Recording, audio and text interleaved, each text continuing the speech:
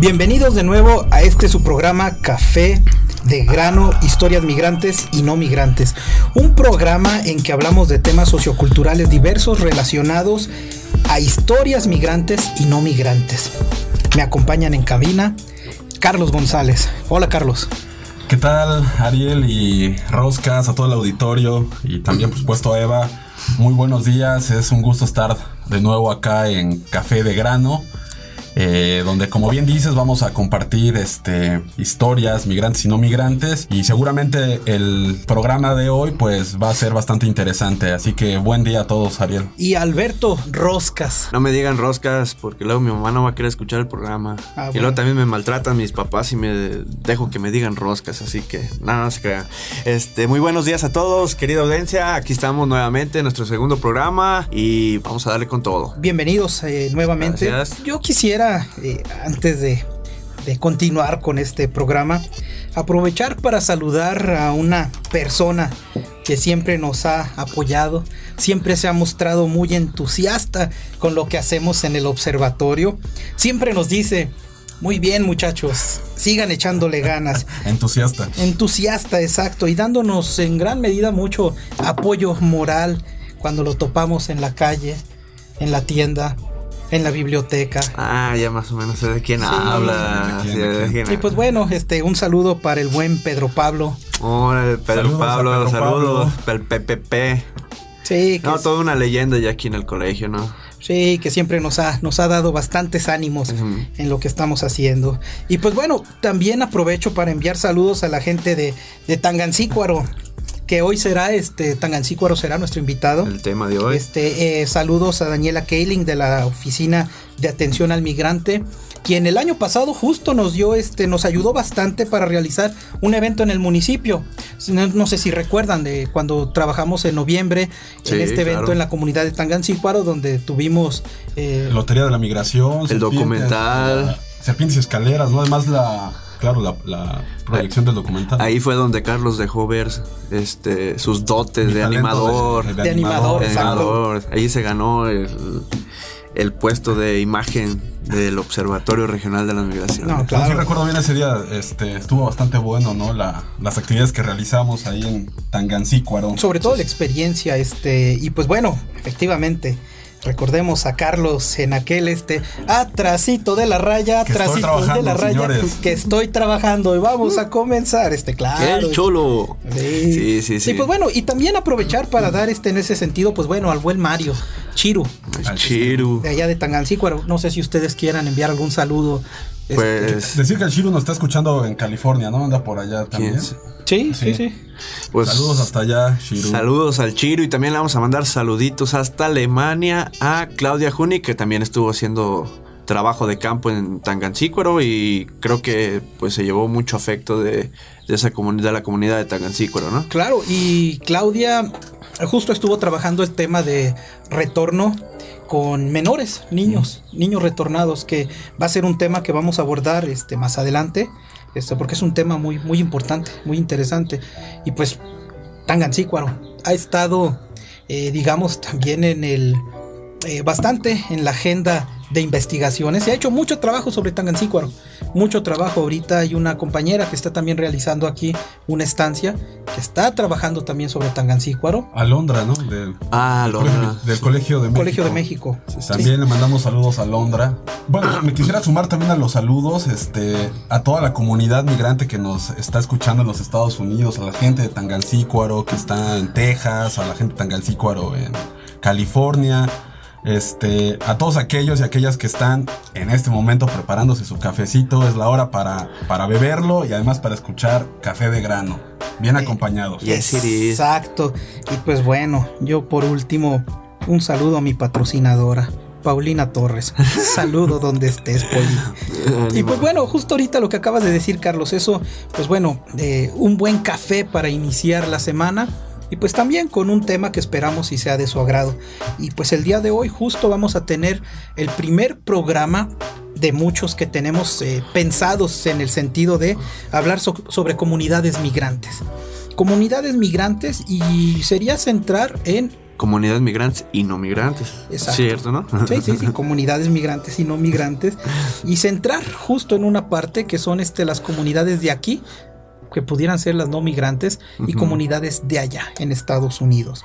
Y es que es justo como una cuestión que muchas veces pensamos y hemos señalado. Cuando hablamos de comunidades migrantes, pensamos y señalamos únicamente en las comunidades aquí en México. Y creo que hablar en términos de comunidad pues va mucho más amplio y tiene que ver con una cuestión de compartir objetivos, compartir gustos, compartir, y eso lo vemos incluso más hoy en día en las redes sociales, cuando se han formado comunidades muy específicas, ahí, ¿no? Que tiene que ver con ciertos gustos. Intereses también, ¿no? Justamente como bien comentas, Ariel, y también apuntar, ¿no? Que la importancia de hablar de la comunidad, ahora que el tema va a ser la comunidad de Tangancícuaro, ¿no? Y pues sí, también ir adelantando que esta palabra o este concepto va más allá de solamente ser un concepto, de ser una ubicación geográfica. También, como bien decías, responde a otras cuestiones como los objetivos, los intereses que la gente va teniendo, no solamente en espacios físicos, sino, por ejemplo, ahora también con la aparición de la web, pues las comunidades virtuales, ¿no? Exacto, que comunidades virtuales no solamente es un espacio geográfico, un punto muy establecido, son multilocales, pero pertenecen a una comunidad. Sí, la comunidad también puede ser como por rangos de edad, por estatus social, visión del mundo. Es importante también hablar ahorita de las comunidades, ahorita en estos tiempos también que no hay se puede decir tanta unidad, ¿no? Que se habla de no tanta unidad, pero sobre todo conforme hay ciertos momentos donde vemos que aparece esta colectividad, esta unidad, que de pronto no la consideramos. Y una cuestión que me viene a la mente ahorita así rápido fue el temblor en la Ciudad de México, donde justo salieron muchos con una cuestión de apoyo, de solidaridad. Se hablaba, sobre todo se empezó a mencionar lo que era la población joven, la comunidad joven, que estos que parecían o los hacían señalar un poco como desinteresados, de una desinteresados, desconectados de una cuestión, de realidades. De pronto, ¿quiénes fueron los que se echaron en hombros en gran medida la Ciudad de México? Los jóvenes, ¿no? Y con ello dando respuesta a que no son este grupo de población apático, ¿no? Como bien señalas, Ariel, ¿no? Creo que es un buen ejemplo el que pones, ¿no? Lo que sucedió en ese lamentable suceso. Ahora también ver si nada más después de una tragedia debe de haber unidad. Yo digo que en todo momento debe de haber y también lo deben de demostrar, pero creo que sí, en este caso fue después de una tragedia y pues ojalá fuera así también cuando no la hay. Sí, y en ese sentido pues bueno, hay que ser comunidad siempre, hay que ser solidarios siempre, hay que estar unidos y darnos la mano siempre. Yo creo que esa es una de las cuestiones que bien que lo señalas, Roscas, para que pues bueno, no haya como esa desunión y no caer como en estas situaciones. Vivimos momentos complejos, yo creo que hay que trabajar de forma conjunta. Y bueno, también apuntar, creo que sería interesante que también el concepto de comunidad pues refiere, ¿no? A estas divisiones, ¿no? Por ejemplo, el barrio, la ciudad, los mismos estados-nación, creo que son parte de los diferentes niveles de comunidad que hay, y resaltar que estas comunidades, ¿no? Además de estos otros espacios también simbólicos, pues están compuestas, ¿no? Por instituciones, por organizaciones, y donde lo que también se espera dentro de la comunidad es que haya un tipo de cooperación, ¿no? Como bien señalabas, y de colaboración, ¿no? Y que esto también nos ayude a ir más allá de solamente el concepto, ¿no? Para referir a comunidad, sino también incluir estos aspectos psicológicos, emocionales, que también son parte de crear comunidad, ¿no? Yo creo que esto, lo que acabas de señalar, Carlos, nos da pie para entrar ahora al tema de comunidades migrantes, claro, también no migrantes, donde vamos a tener a nuestro primer invitado, un tangas. ¿Cómo se llama? ¿Cómo podríamos decirle a la gente el gentilicio para...? ¿Tangancicuarense? ¿Tangancicuarense? ¿Podría ser? Pues ahorita le preguntamos a ver qué tal que nos saque de esa duda, ¿no? Pero si fuera así, o sea, que pues se trabalenguas, tangancicuarense. Sí, difícil. Pero bueno, ahorita que nos lo aclare nuestro invitado, a quien pues bueno, conocemos desde hace varios años y labora aquí en el Colegio de Michoacán, es Guillermo Fernández Ruiz. Conocido por Don Guille. Mandamos entonces así a nuestro primer corte, no sin antes recordar nuestras redes sociales para que se comuniquen con nosotros, nos hagan saber sus opiniones, recomienden temas, nos envíen quejas. Por Facebook es Observatorio Regional de las Migraciones. Ya está sonando el café. Ya está el café, señores. El café. Así que esto empieza. Bienvenidos de nuevo al programa Café de Grano, historias migrantes y no migrantes. Ahora sí, entrando de lleno al programa de hoy, comunidades migrantes, enfocándonos en la comunidad de Tangancícuaro, nos acompaña Guillermo Fernández, Don Guille. Hola, Don Guille, ¿cómo está? ¿Qué tal? Buenos días. Buenos días, Don Guille. ¿Qué tal, Guillermo? Buenas. ¿Cómo están? De entrada, pues bueno, ahorita justo Carlos tenía una pregunta con la que íbamos a iniciar, sobre el gentilicio. Sí, hola, ¿qué tal, Guillermo? ¿Cómo se les dice a los habitantes de Tangancícuaro? Bueno, en términos estrictos debería ser tangancicuarense. No estábamos equivocados, no andábamos mal. Pero difícilmente hasta alguien lo aplica así. Generalmente es los de Tangas. Porque Tangas es el diminutivo de Tangancícuaro. Entonces los de Tangas, ya se han acostumbrado a llamarse así, ¿no? A reconocerse así afuera. A reconocerse a sí mismos y ser reconocidos por los demás de esa manera. Bueno, ahorita hablando también esto del gentilicio, a los de Tangamandapio, también cómo se les dirán y también como le dicen a veces Tangas. No sé si a veces se confundían los de Tangamandapio con los de Tangancícuaro, pero después ya surgió el pleito por el Pantano Santiago, ya se aclaraban todas las cosas. Los chaguitenses, por Don Santiago. Claro. Bueno, ahorita, pues bueno, ya tenemos ahora aquí a Guillermo. Ahora sí, pues no sé si nos pueda hablar, Don Guille, un poco sobre Tangancícuaro. ¿Dónde está Tangancícuaro? ¿Qué es Tangancícuaro? Bueno, hay que describirlo como los ingleses se describen frente a Europa. No es que Tangancícuaro quede cerquita de quién sabe dónde. Más bien Zamora queda cerca de Tangancícuaro.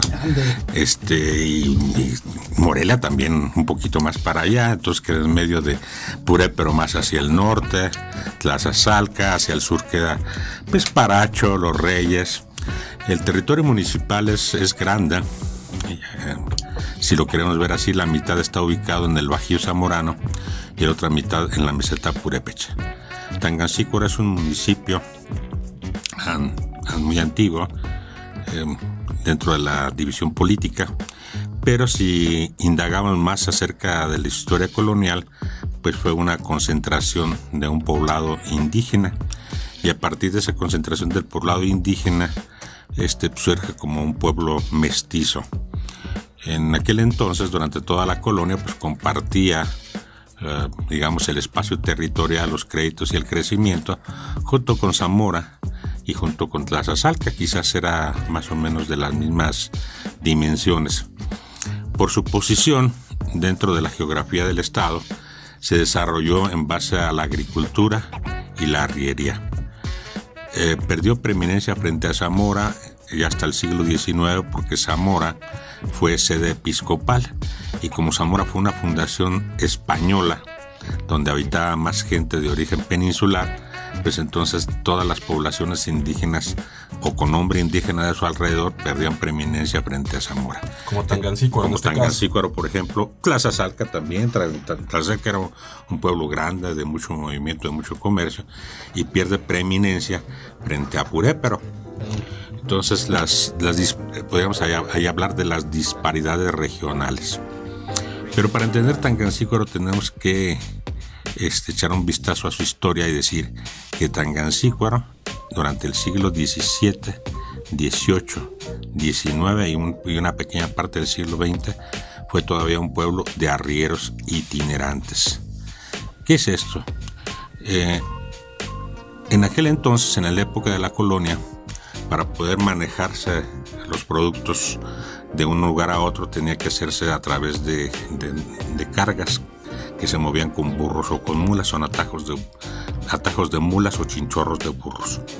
Entonces ese tráfico arrieril se desarrolló mucho en Tangancícuaro. Tangancícuaro se desarrolló como un pueblo de factoraje, que es ese asunto de factoraje.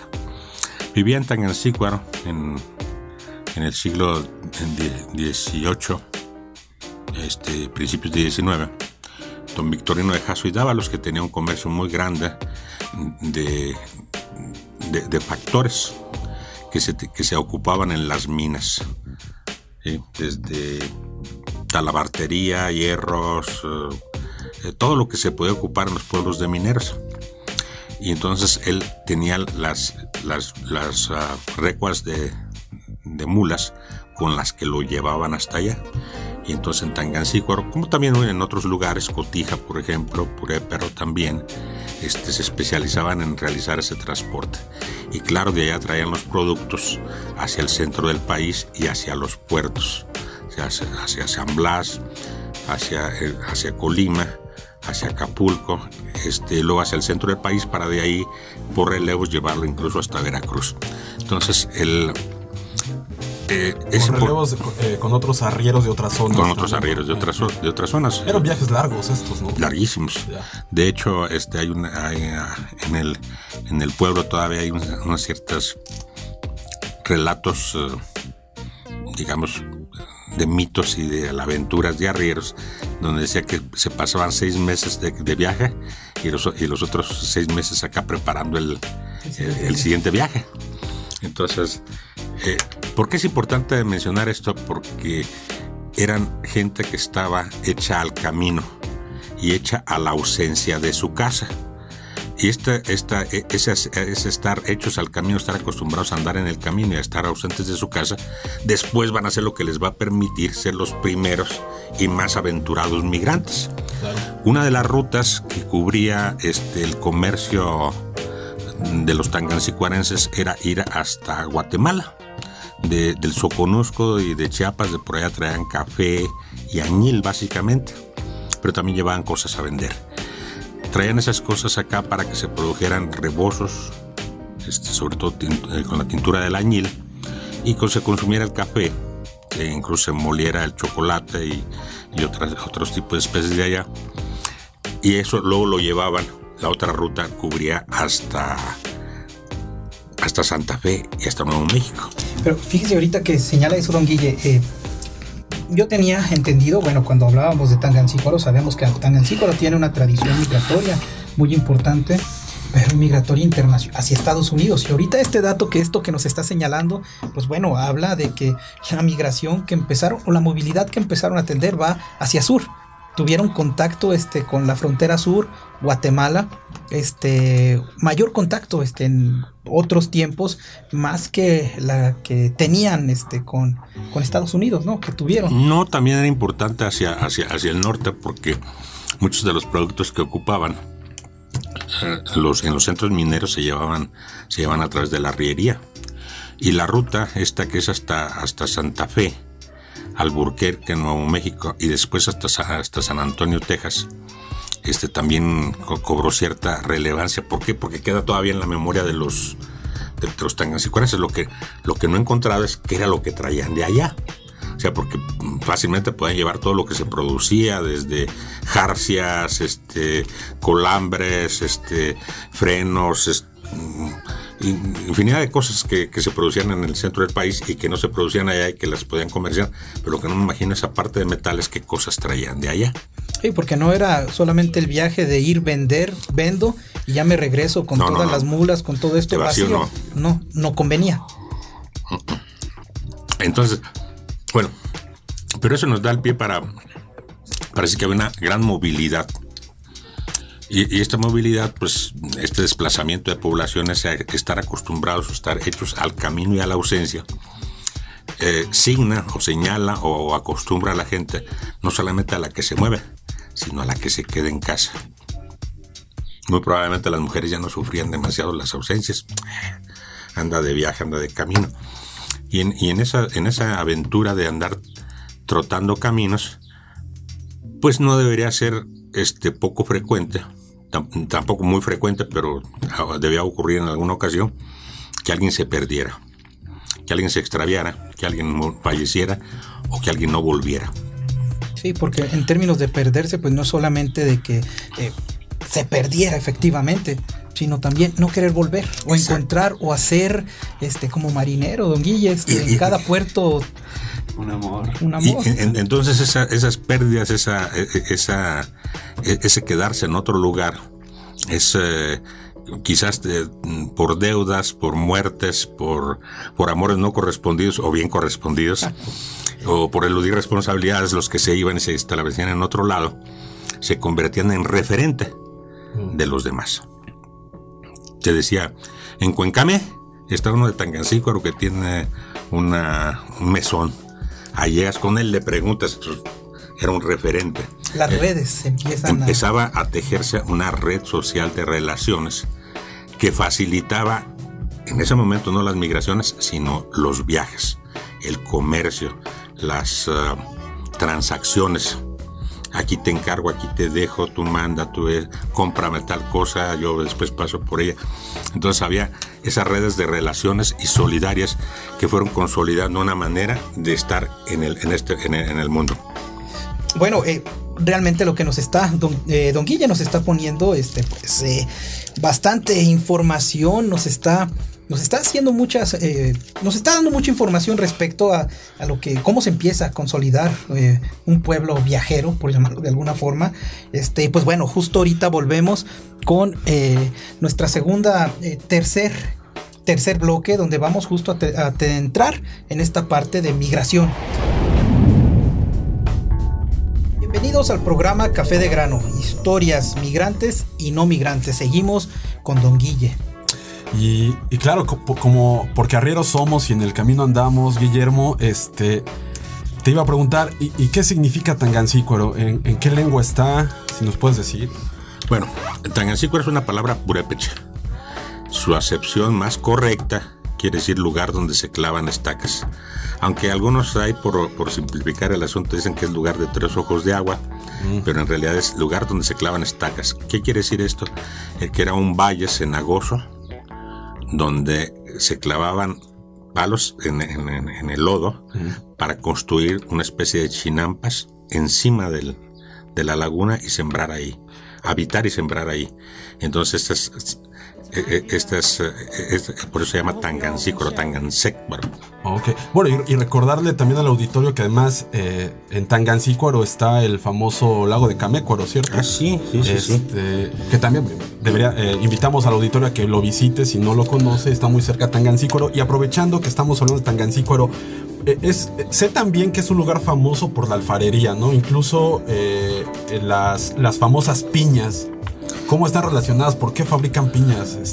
Bueno, la parte indígena de Tangancícuaro, la parte sur del municipio, se compone de varios pueblos que son Ocumicho, San José y Patamban, pueblos eminentemente alfareros. Entonces cada uno de estos pueblos se especializó en un tipo de artesanía. En San José se empezaron a elaborar las piñas, en Patamban se hacía loza corriente, ollas, cazuelas, cántaros. Y en Ocumicho se hacen diablos. Los famosos diablos, claro. Los diablos de Ocumicho. Entonces, la tradición alfarera cerámica del municipio también es grande. Y entonces, en el asunto de la fabricación de piñas intervienen muchos factores, contaminaciones culturales, innovación, cuestiones de mito y fantásticas que un día habría que discutir con más profundidad. Con más calma y con otro cafecito. Con otro café. Y eso que señala, contaminaciones en el mejor de los sentidos, ¿no, don Guille? Claro, porque es una tradición cultural, nunca es pura. Claro. Siempre vienen otras cuestiones. Si volvemos otra vez, por ejemplo, el asunto de la arriería. De la arriería se ha dicho que cuando a la arriería se la llevó el tren, cuando los trenes llegaron. Pues en realidad no se la llevó el tren, sobrevivió mucho tiempo después y lo que vinieron a llevárselos fueron las trocas, porque la arriería se murió por completo cuando llegaron las carreteras. Y curiosamente, encontramos que en los pueblos donde eran arrieros, se convirtieron en transportistas, en camioneros y autobuseros. Y esto tiene mucho que ver con lo que discutíamos al principio del programa, ¿no? La comunidad, cómo va sufriendo transformaciones por este tipo de movimientos de migraciones. Y lo que mencionabas hace rato, ¿no? De los largos trayectos que los arrieros emprendían para comerciar sus productos y para traer otros. A lo mejor en parte de esos viajes aprendían cosas y miraban otras cosas también que después en la comunidad a lo mejor sirvieron, ¿no? Como estas plantillas, ¿no? Bueno, eso es lo que trajeron otras cosas. A lo mejor las piñas las observó alguien por allá en el sur, ¿no? Por ejemplo. O no solamente eso, no solamente a eso, y a esas cosas le podemos llamar influencias o contaminaciones culturales. Claro. Pueden ser de mucho tipo y brincarse dentro de la productividad como de la cultura. Exacto. Y también nos dicen mucho de las conexiones que el mismo pueblo tangancícuaro tenía con otras regiones, ¿no? También a lo mejor eso puede responder a la gran diversidad que hay en algunos aspectos, ¿no? Por ejemplo, de la alfarería, ¿no? Y de las piñas específicamente, Ariel. ¿Cómo ves? Bueno, don Guille, yo le quería preguntar algo regresando a lo del lago de Camécuaro. Hace poco me tocó ver un pleito allí virtualmente y mucha gente siempre dan como georreferencia en Zamora está el lago de Camécuaro y sabemos que está en Tangamandapio. Usted en Tangancícuaro. Roscas, por favor. No. De Tangamandapio es Jaimito el cartero, es otra cosa. Sí. Bueno, sabemos que está en Tangancícuaro. ¿Usted qué opina sobre eso? Bueno, se pueden cambiar muchas cosas menos la geografía. Sí. El espacio es imposible de cambiar, incluso aunque se quisieran apropiar de una cuestión territorial, no podemos agarrar el cerro de Patamban y ponerlo en lugar de cualquier otro cerro, ¿no? La referencia geoespacial de Camécuaro está precisamente en Tangancícuaro. El aprovechamiento de sus aguas es mucho más vasto. El agua de Camécuaro sirve para regar gran parte del Bajío Zamorano, ¿no? Y curiosamente no sirve para regar nada absolutamente en Tangancícuaro. Se utiliza el agua de Camécuaro, se utiliza para generar la electricidad en la cañada del Platanal, y después se utiliza para regar, pero solamente el Bajío Zamorano. Entonces no tendría yo por qué decir así chauvinistamente Camécuaro es tangancicuarense 100%. Bueno, no toda el agua de Camécuaro se aprovecha en el Bajío Zamorano. Entonces creo que no es ese el pleito.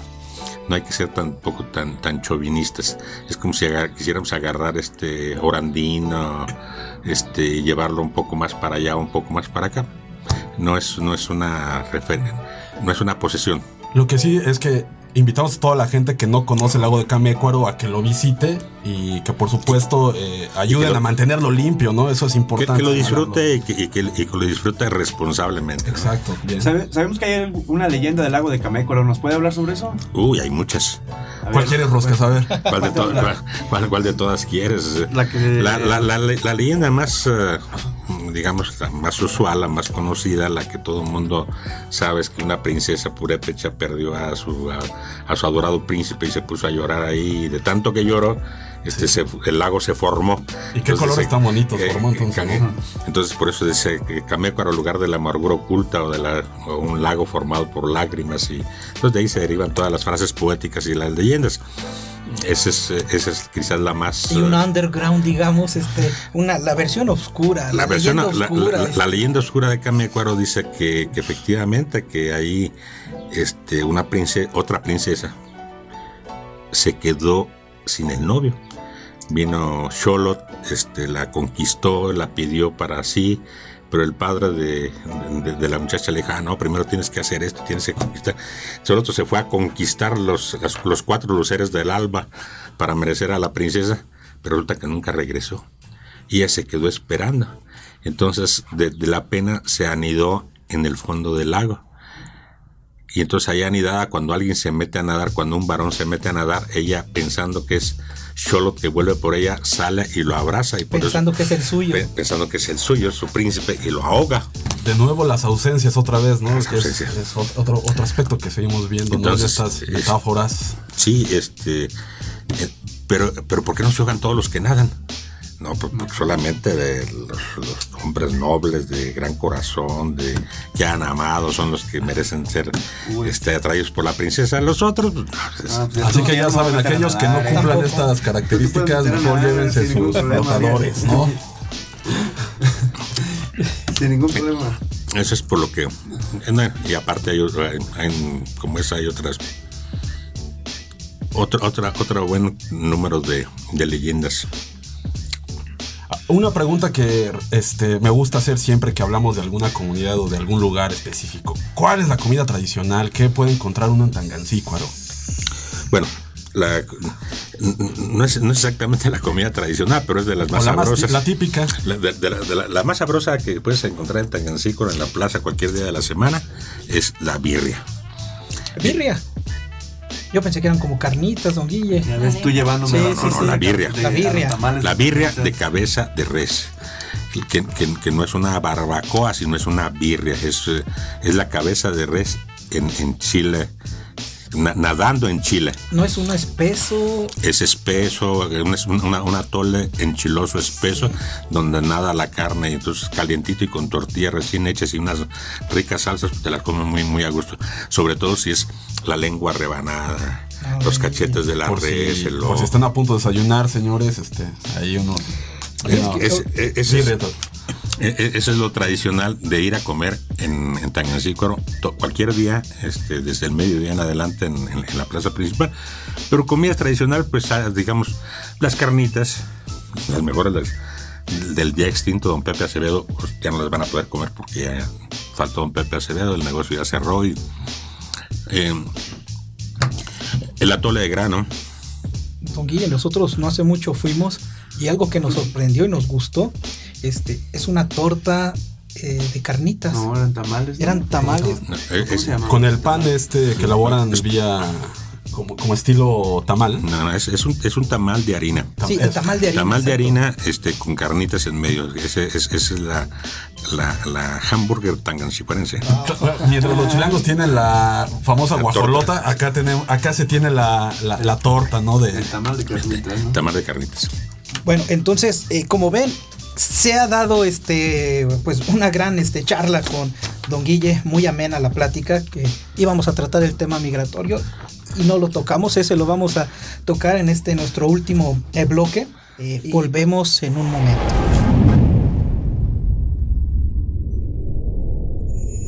Bienvenidos a nuestro último corte. Este es su programa Café de Grano, historias migrantes y no migrantes. Seguimos una charla aquí muy amena con don Guille sobre comunidades migrantes Tangancícuaro.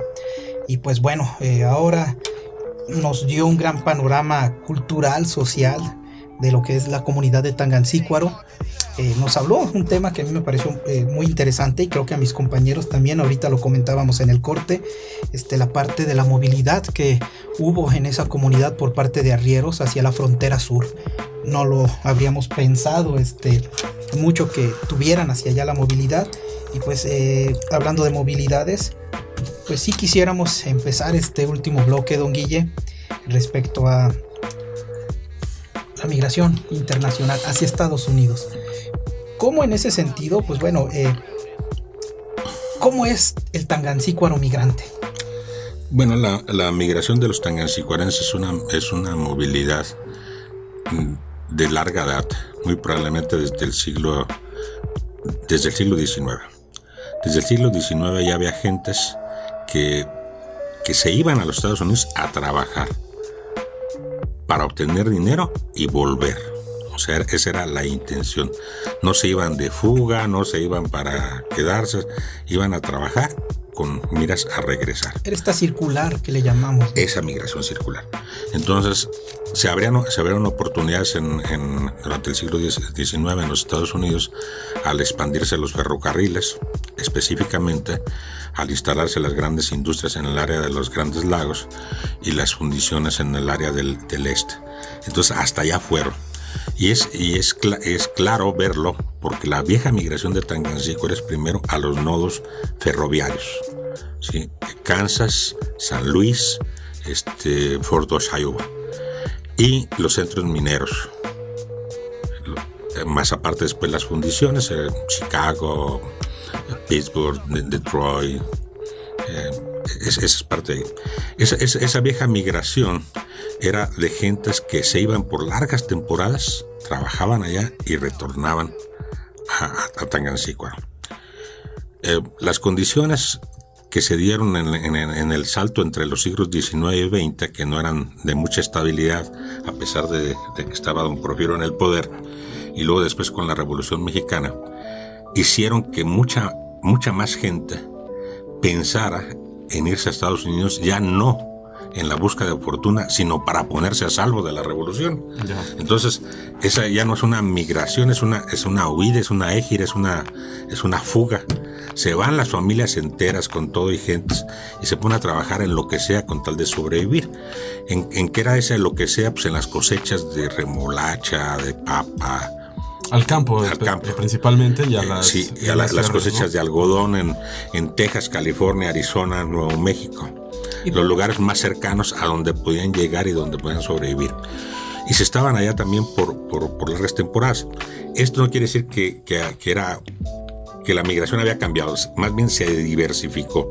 Seguían yendo al traque, a los ferrocarriles, a las industrias, los que sabían y los que podían, porque para poder migrar se necesita tener un capital.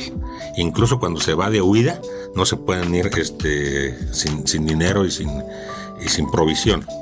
Entonces no migran los más pobres, sino los que tienen con qué.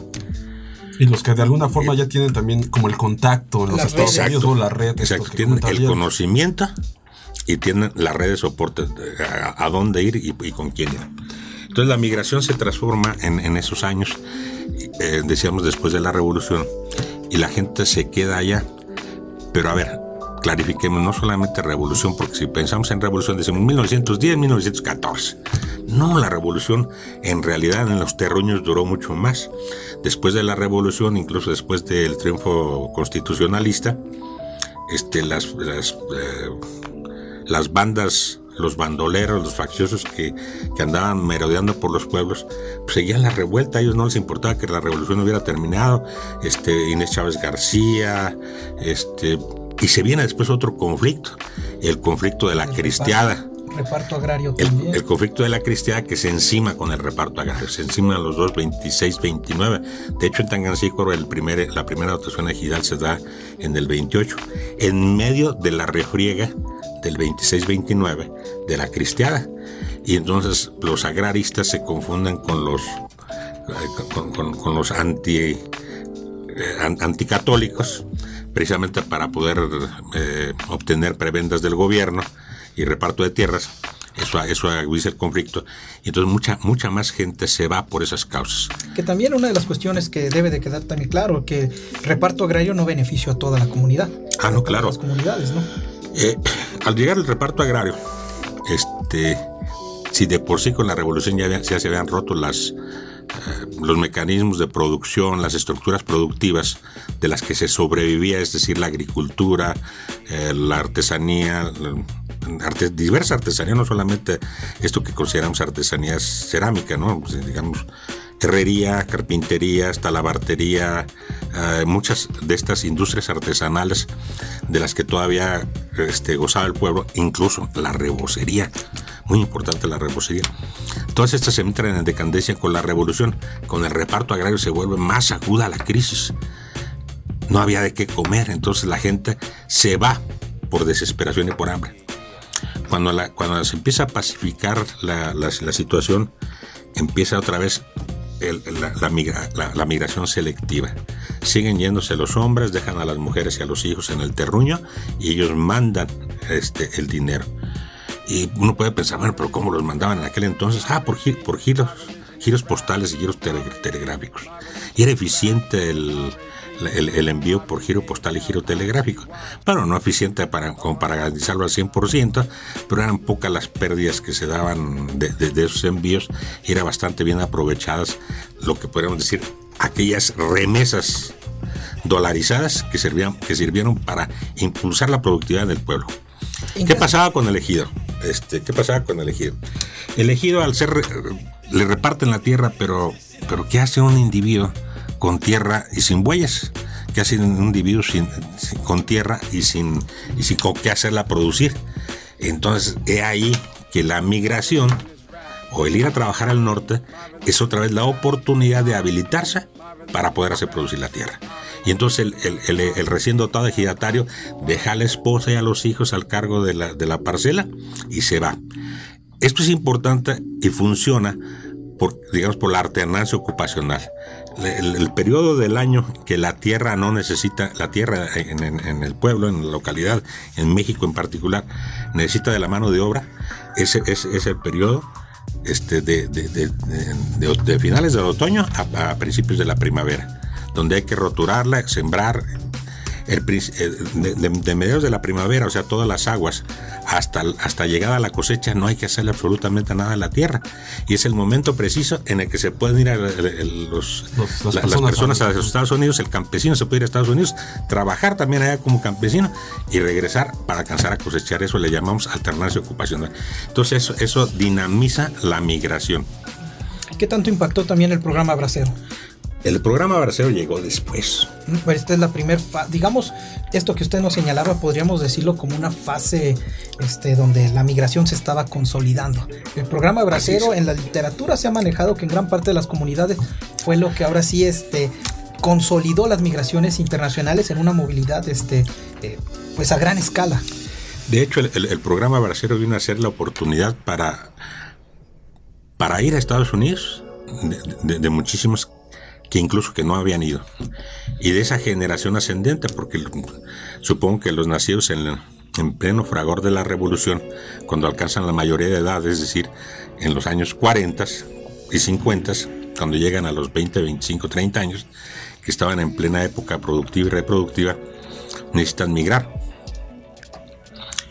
Y entonces el programa Bracero les ayuda para poder migrar legalmente.